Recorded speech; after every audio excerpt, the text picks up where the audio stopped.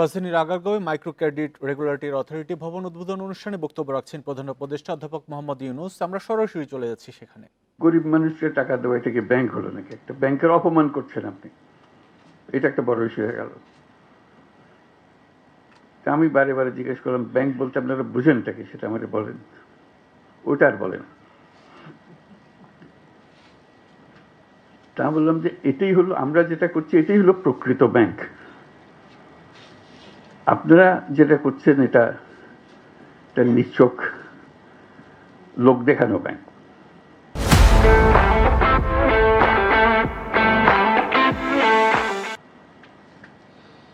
এটার ব্যাখ্যা চাইলো সবাই, এখানেও আমি বলছি যে এটাই আমাদেরটাই প্রকৃত ব্যাংক, তোমাদেরটা লোক দেখানো ব্যাংক, যেটাকে তোমরা ব্যাংক বলছো। তা আমি ব্যাখ্যা দিলাম, বললাম যে ব্যাংক শব্দটার উৎপত্তি হয়েছে একটা শব্দ থেকে, যেটা হলো অর্থ হলো ট্রাস্ট, ডিপেন্ড করা। তোমরা সেটা বানিয়েছ ডিস্ট্রাস্টের ভিত্তিতে, অবিশ্বাসের ভিত্তিতে। কারণ তোমার কাছ থেকে টাকা নিতে হইলে তুমি কেন জামানত চাও, যে ধরে নেব যে তুমি টাকা নিয়ে পালিয়ে যাবে, সেজন্য আগে শক্ত করে তোমাকে বেঁধে নিই, জামানত দাও, জমা করো, তারপরে তোমার হাতে টাকা দেবো এবং তোমার উপর নজর রাখবো।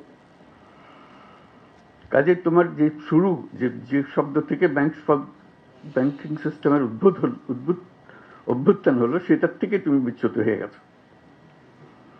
আমাদেরটা হলো আসল ব্যাংক, যেটা মানুষের বিশ্বাসের উপর ভিত্তি করে আছে, কারণ এখানে কোনো জামানত নাই। এটা জামানতবিহীন ব্যাংক। আমরা মানুষকে টাকা দিই বিশ্বাসের ভিত্তিতে, তার মাঝখানে আর কিছু নাই। তো বলে যে না, এটাকে হয় নাকি এরকম বিশ্বাসের ভিত্তিতে আপনি অল্প অল্প টাকা দিতে পারবেন, বড় বড় টাকা দিতে পারবেন? আমি যে পারবো, কোনো অসুবিধা হচ্ছে না তোমাদের। যেটা একদম প্রথম দিকের কথা। এরপরে তো অনেক কিছু হয়ে গেল। বড় টাকা, কত বড় টাকা চান, সেখানেও কোনো জামানতের কোনো বিষয় নেই। এত যে পরিসংখ্যান দেখছেন, এগুলো সব জামানতবিহীন ঋণ। এটা মজার কথা হলো, ঠিক এমন সময় আমরা আলাপ করছি ভাগ্যের পরিহাস।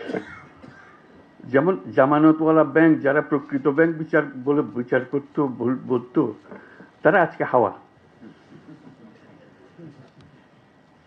তারা কেউ নেই, তারা টাকা নিয়ে লোপাট, ব্যাংক শেষ।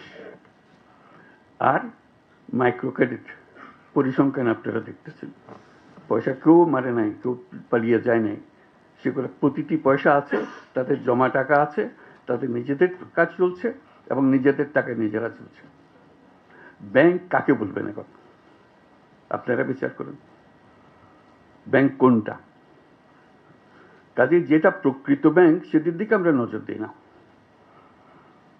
আমরা কোনো রকমের বুঝ দেওয়ার মতো করে যাই।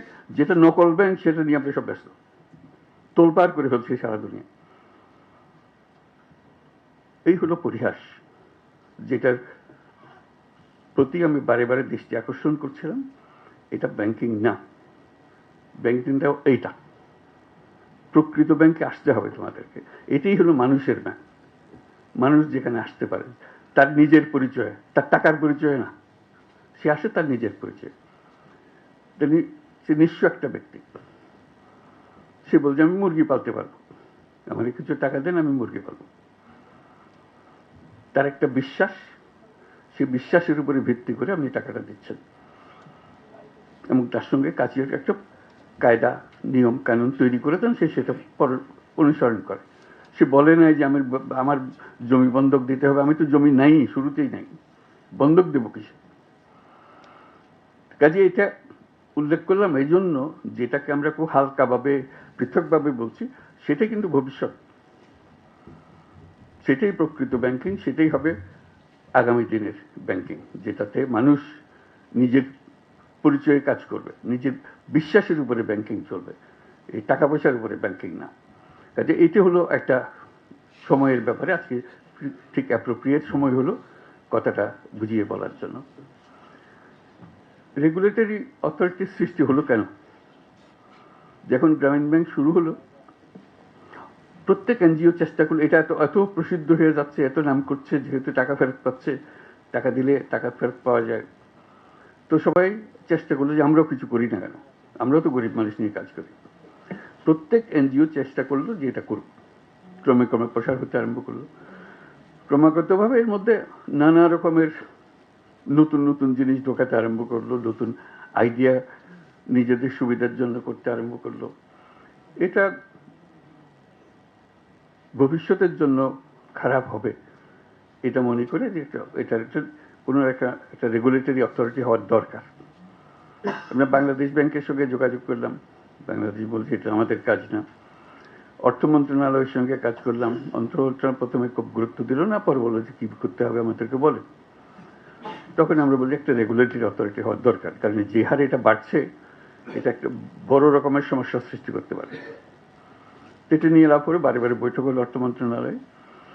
তখন গভর্নর ছিলেন ফখরুদ্দিন সাহেব, সেটা সমর্থন করলো। একটা জায়গায় প্যাচ লাগলো যে আমি রেগুলেটরি অথরিটি হবে, কিন্তু এটা বাংলাদেশ ব্যাংকের অধীনে হবে না। এটাতে আমি ঘোরতর ভাবে আপত্তি দিলাম, এটা বাংলাদেশ ব্যাংকের অধীনে হতেই পারবে না। তারা ব্যাখ্যা চাইলো, রেগুলেটরি অথরিটি হতে হলে একমাত্র প্রতিষ্ঠান হলো বাংলাদেশ ব্যাংক, সেন্ট্রাল ব্যাংক। আমি একটা কথা ব্যাখ্যা করলাম, সেটা বহুবার বহু দেশে বলেছি, এখন বলি। সেটা হলো, দেখো আমরা যদিও এটাকে ব্যাংক বলি, গ্রামীণ ব্যাংকও ব্যাংক, অন্যান্য ব্যাংকও ব্যাংক, কিন্তু জিনিস তফাৎ, ভিন্ন জিনিস, একেবারে ভিন্ন। কিরকম ভিন্ন তা আমি উদাহরণ দিতাম, এখনো সেই উদাহরণ আবার বলবো আপনাদেরকে। আমি বললাম যে দেখেন, আমেরিকান ফুটবলও ফুটবল, ইউরোপিয়ান ফুটবলও ফুটবল, কিন্তু খেলা ভিন্ন।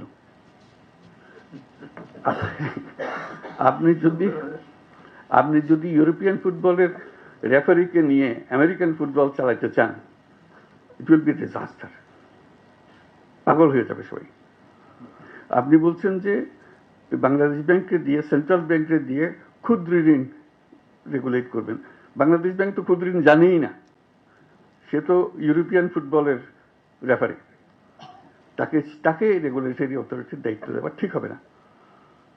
বলছে আমরা পৃথকভাবে করবো। আমরা পৃথকভাবে করলেও এটা বাংলাদেশ ব্যাংকের জিনিস হবে, এটাকে একটু ভিন্ন করতে হবে। এইটা নিয়ে বহুদিন ঝগড়া হলো, তো অবশেষে রাজি করালাম, ফখরুদ্দিন রাজি হলো যে হ্যাঁ এটাকে পৃথক করা হবে, পৃথকভাবে হবে। তখন কথা উঠলো যে একজন ডেপুটি গভর্নরকে দিয়ে এটা প্রধান হবে না। আমি বলছি না, তাহলে আবার এটাকে নিচে নামিয়ে ফেললে গভর্নরকে এটা প্রধান হতে হবে, তাহলে এটা গুরুত্ব পাবে।